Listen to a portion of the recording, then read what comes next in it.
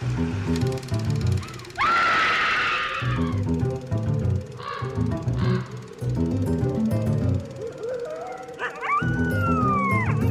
everyone, and welcome to Scream Scene, the horror movie podcast where we watch every horror movie ever made in chronological order, and then we rank them from best to worst.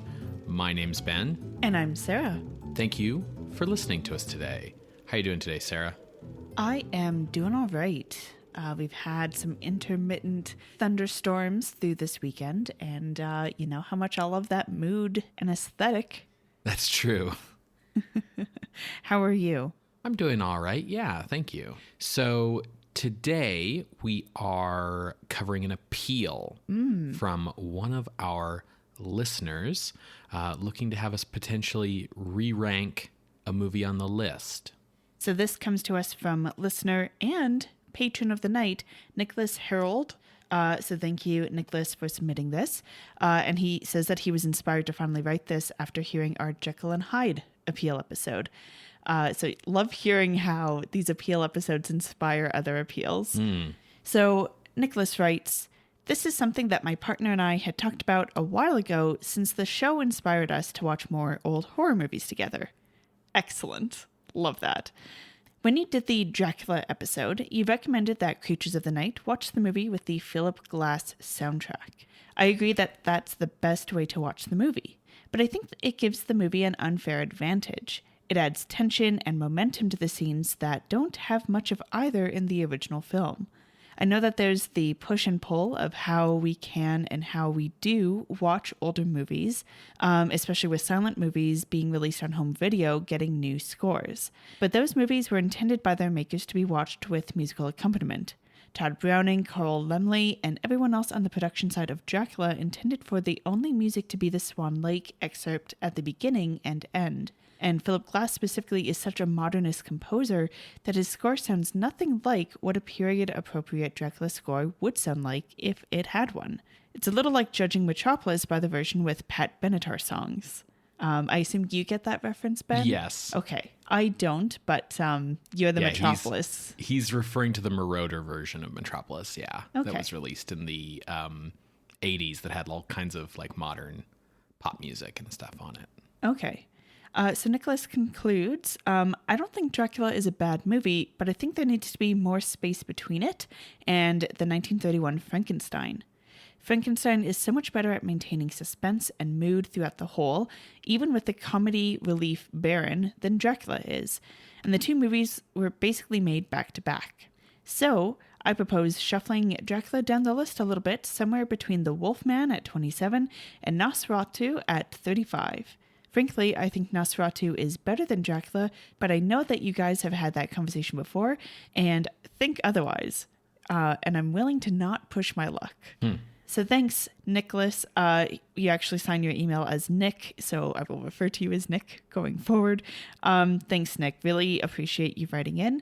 And if any other Creatures of the Night wish to write in for an appeal or otherwise, you can reach us at screamscenepodcast@gmail.com. So the 1931 Dracula, if you want to go back and listen to that episode, that's episode 24. That is so long ago now. Oh my goodness. And it's currently ranked at number 22, underneath I Married a Monster from Outer Space and above Night of the Demon.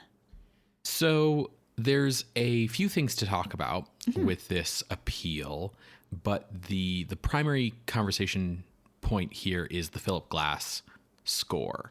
And, you know, I will admit, it's been a long time since I've watched Dracula without that score. I basically always watch it with that score, and I actually grew up watching it with that score because the VHS tape we had of it had that score. The DVD that we own, you can turn it on or off. I basically always watch it with it on, and I do understand the basis of Nick's appeal here, which is that score greatly improves the movie, in my opinion, and that's why I always recommend people watch it with that score. And so, you know, is that coloring our judgment of it unfairly, given that score is not original to the movie? I would say that, yes, it does color our enjoyment of the film. There's no way that it would not do so. Can you remind me if Spanish Dracula has a score? No. No. Yeah, it is similarly scored to the Lugosi version, which is basically just to say that there's a little bit of music at the start, there's a little bit of music at the end. James Whale's Frankenstein is the same way. Yeah, I think this is really a good appeal, honestly, because when we talk about Dracula, we often comment on the way it's filmed like a stage play for the most part. There are some dynamic scenes, particularly when we are at the castle, when we are at the boat, basically before we get to England. But there are some scenes in England that have a bit more of a dynamic feel to it, particularly the scene where Dracula and Van Helsing have a little bit of a confrontation. But the music really does help the tension during those Presidium style shots. Yeah, absolutely. And I will cop to the fact that, like, watching Dracula with the Philip Glass score tends to go against my normal film snobby instincts on movies, which is like, I want to see the original movie. I want to see the way it was originally intended. Right, exactly. I want to see the theatrical cut of Star Wars, right, before the CGI. I want to see a silent film with its proper tinting. I really like it when I see a silent film where they've, like, dredged up what the original score maybe played at the premiere was. Like, you can get that for Nosferatu and for Metropolis. You can hear them with the original scores that were written for them and would have been played live at the premiere. I, prefer that generally. There are movies that I prefer the director's cut for, but that's normally in a condition of, like, directorial intent where control was taken away, things like that. And generally speaking, we review as much as we can the original versions of a film, right? We watched Gojira. We didn't watch Godzilla King of the Monsters. Mm-hmm. But Nick also slides into one of the gray zones on this, which is silent films, where silent films would have a live accompaniment, and that would change from theater to theater. It would not be standardized. Like I said, you might have a film where a score was composed for the premiere, and maybe even simplified versions of that score sent out to large cities. But by the time you're in smaller cities, out in the rural areas, you just got a guy on an organ doing his best. I feel like we have to add a caveat here that Dracula isn't a silent film. Right. Yes. And I will get to that, but I just wanted to point out that silent films are a interesting comparison point because of the topic of, like, well, when you watch a movie, an old movie on home video, right? Like, when do you cross the line to, oh, you're no longer representing the film as originally intended, right? Obviously, silent films were intended to have musical accompaniment. So how much does it matter what that accompaniment is like? Should you be striving for authenticity in that accompaniment? Nick brings up the idea that, like, Philip Glass is a very modernist composer, which is extremely true.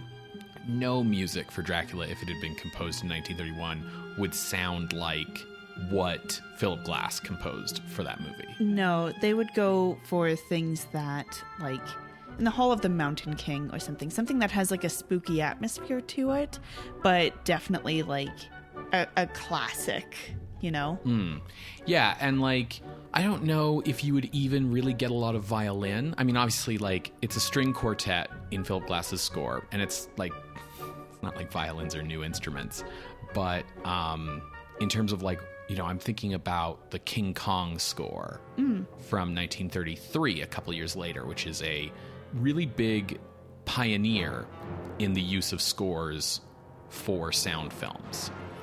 There's, like, wall-to-wall music in that movie, practically. But it's very, like, kind of horns section dominated, I feel like. You mean like brass? Yeah. Cool. I can't think of what it sounds like, so. I don't know if, like, they would have used a lot of violin in the way that Philip Glass does, because the association of violins with horror comes mostly from Psycho, exactly. And, you know, before that, we've got other instruments that are associated with horror, right? So it's like when I watch a silent movie and I'm trying to find a good score for a silent movie on home video, I try usually to go for something that feels period appropriate. There are, though, still a couple of exceptions to that. One of which I will bring up is the Phantom Carriage. There's a lot of different scores available for the Phantom Carriage that have been composed for it. As far as I know, there isn't like an original. There's even 2 on the Criterion release. One of those 2, I think, has a more traditional sound, but I always watch it with the more modernist score, which is the way I first saw Phantom Carriage, and I think was a score made for the Criterion version. I could be wrong on that. And makes the movie really, really spooky. That's like the only score you've heard on it, so you would know that one. But it has a very like modernist sound as well. So there's a lot of wiggle room here. And coming back to the idea of, you know, well, Dracula isn't a silent film, right? So do those arguments apply, right?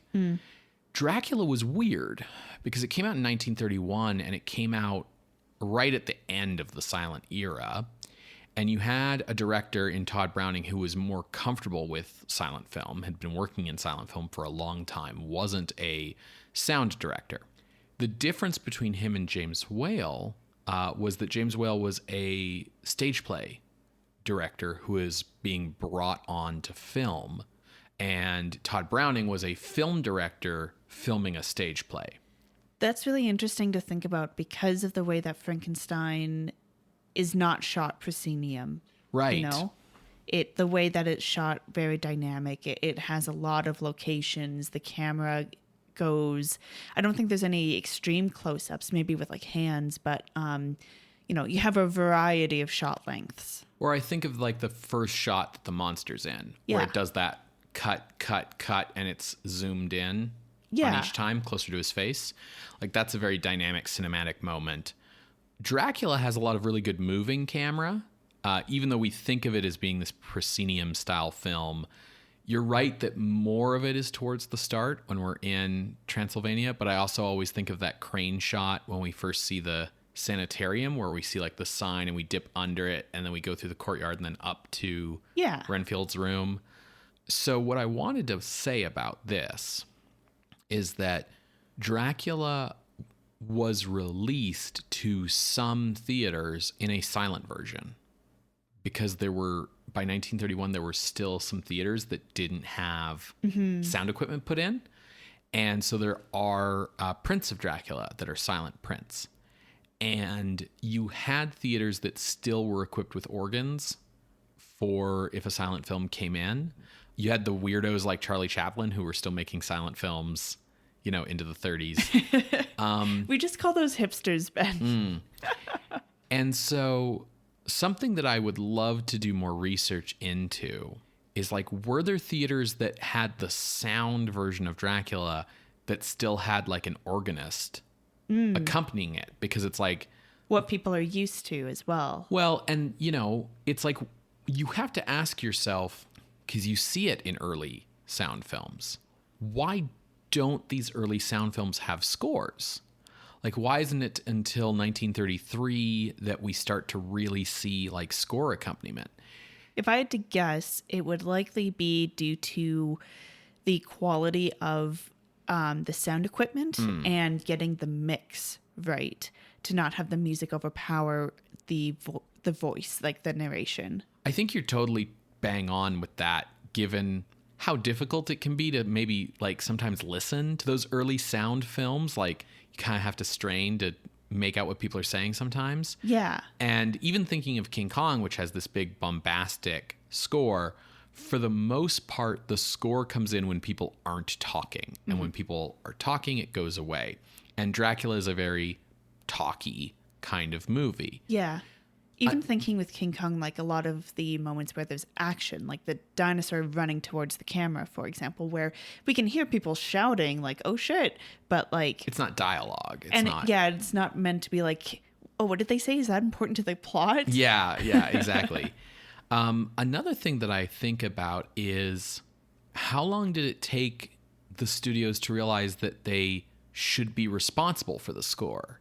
Because for so long, it just wasn't in the pipeline of things that you needed to care about. It was like, yeah, I put the movie out there, and then there's an organist in the theater, and the theater's going to take care of the musical accompaniment. Sure. I don't have to think about that. And so, except for those very special releases of like the premiere, as we've talked about. Right. And not all movies got, the custom written score for the premiere of the movie thing. Like that happened to like certain releases and not all. And I think about like, is there no score in Dracula because Universal thought that an organist would still accompany it? Mm-hmm.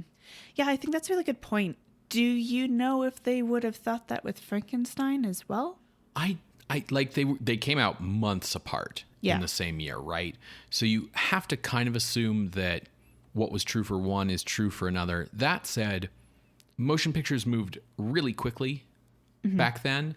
We know that Frankenstein was made because Dracula was successful, so it's not like they were in production at the same time. So you have a case where one movie definitely learned from the other movie, right?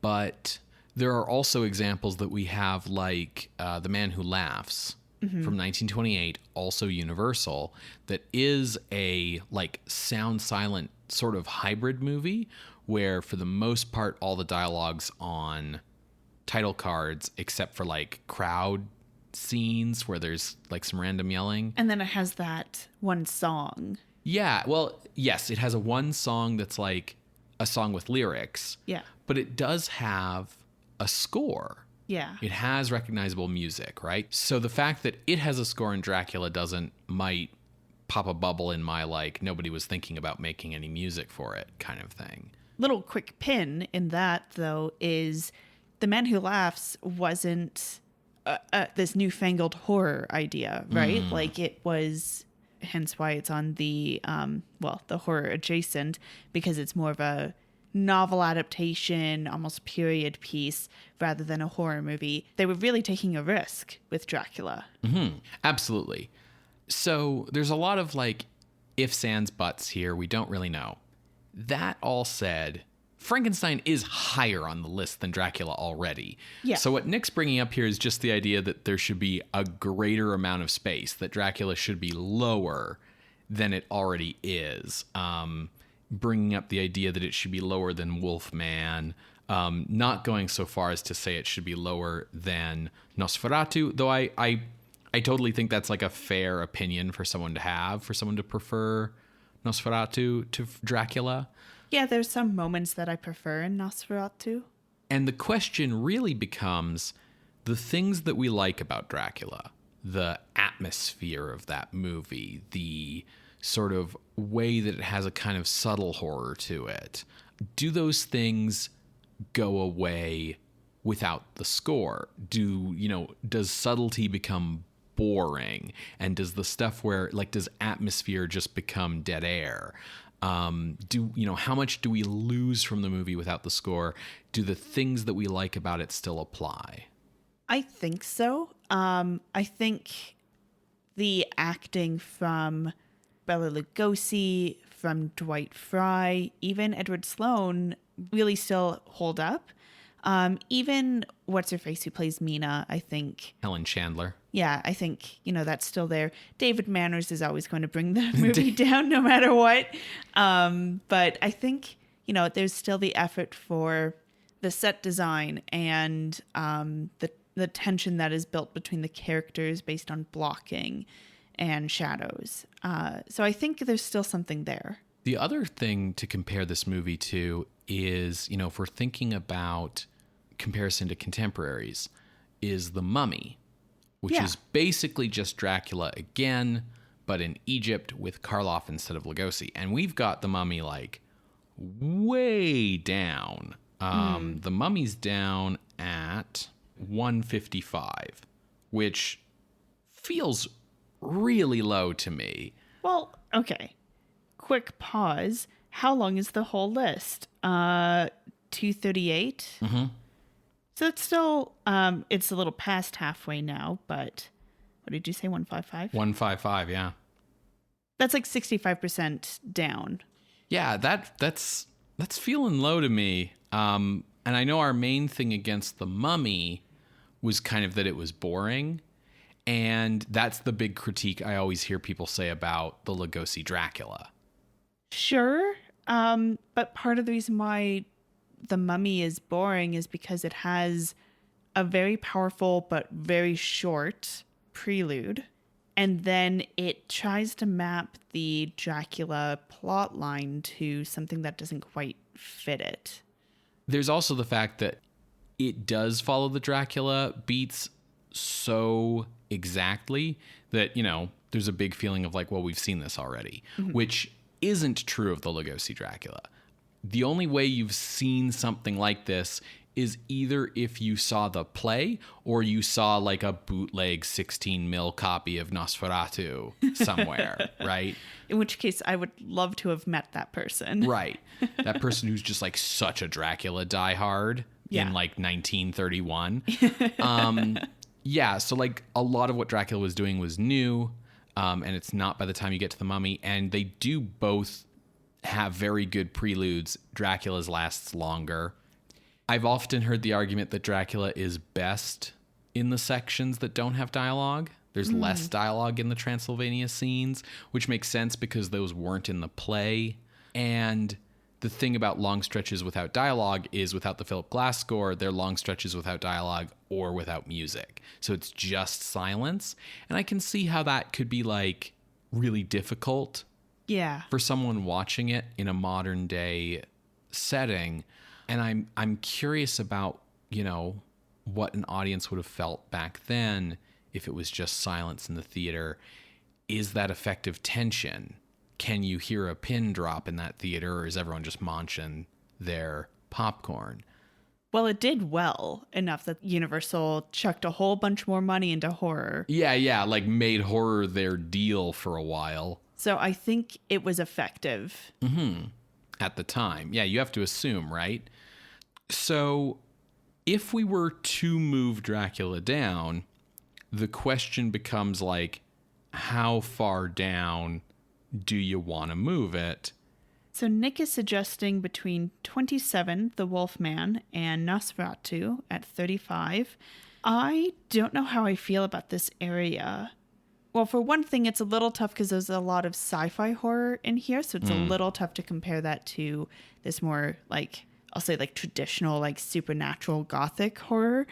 You've got The Wolfman at 27, and then you've got Return of the Vampire, another Lugosi vampire movie, at 33, and then you've got Cabinet Dr. Caligari, 34, Nosferatu, 35.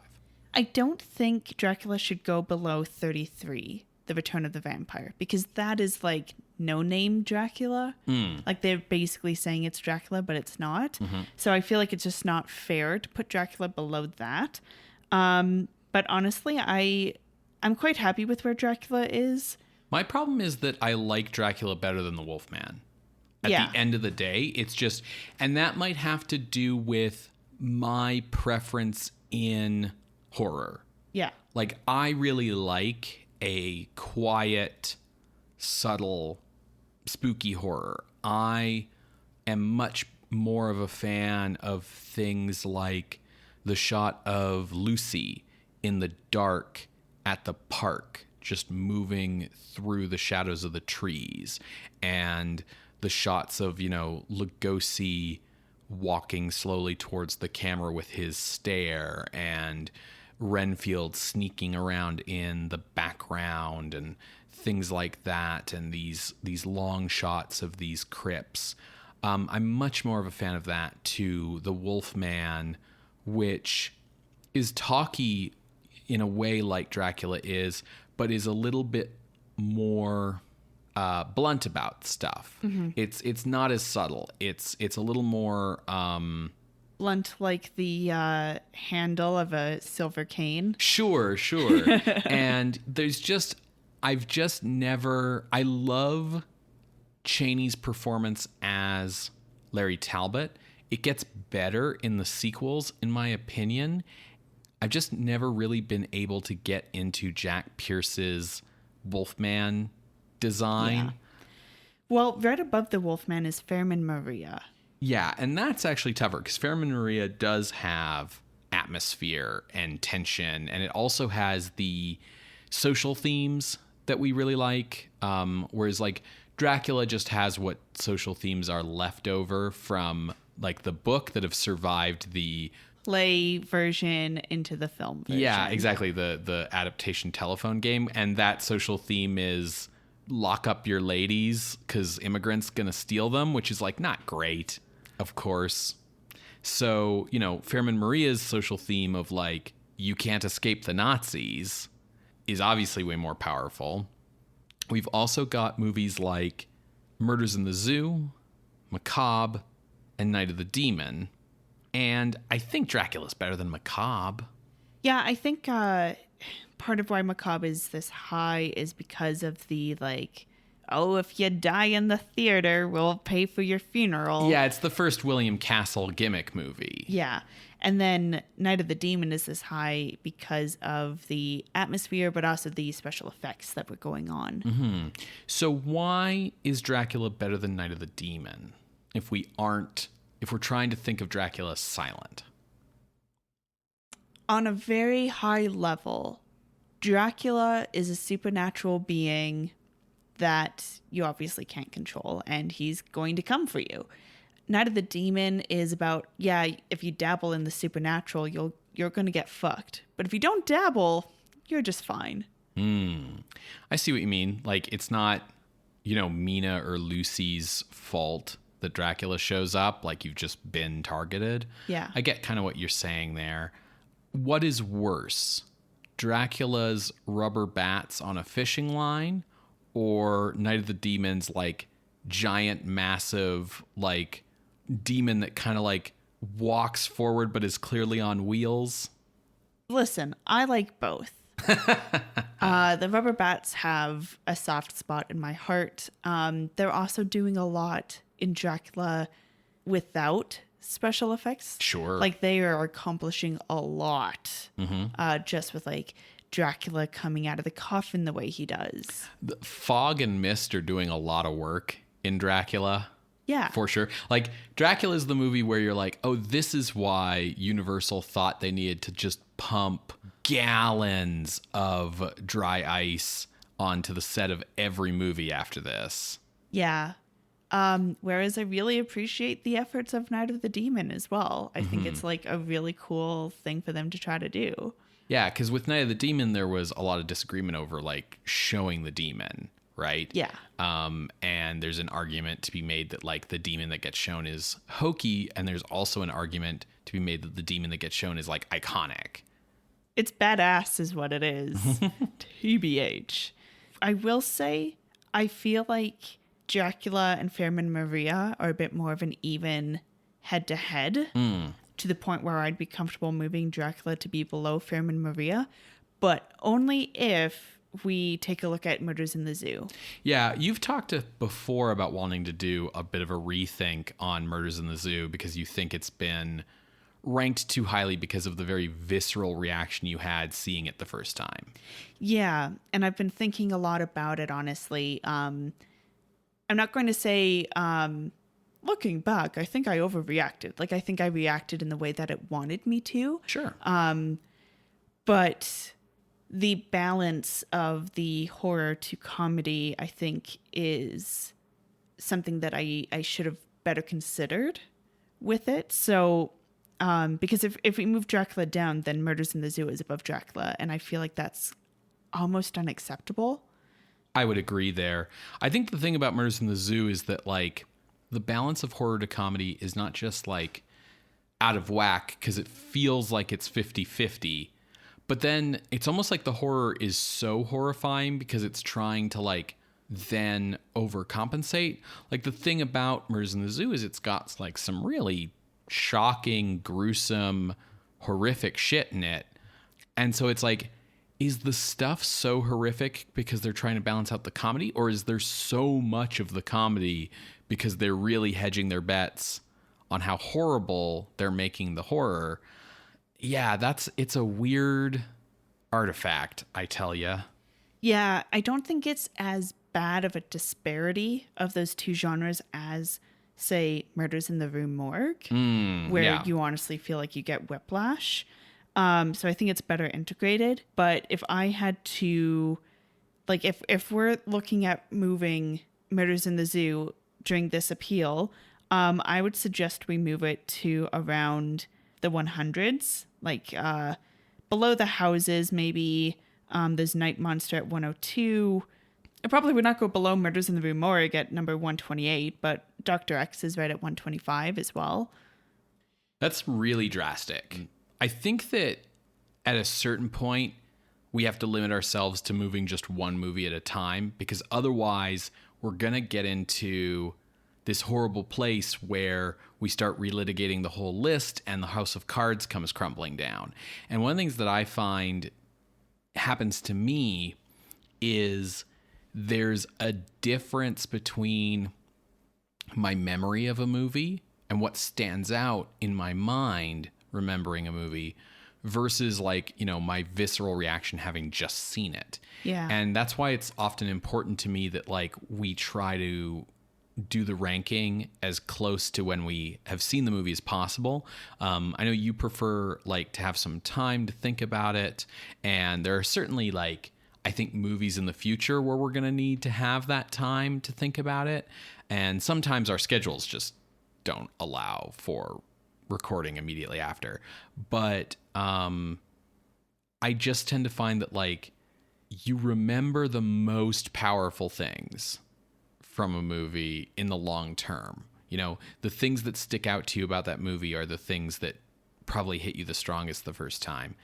But other stuff fades, and it's hard to, you know, think about, like, where should this movie go in relation to that.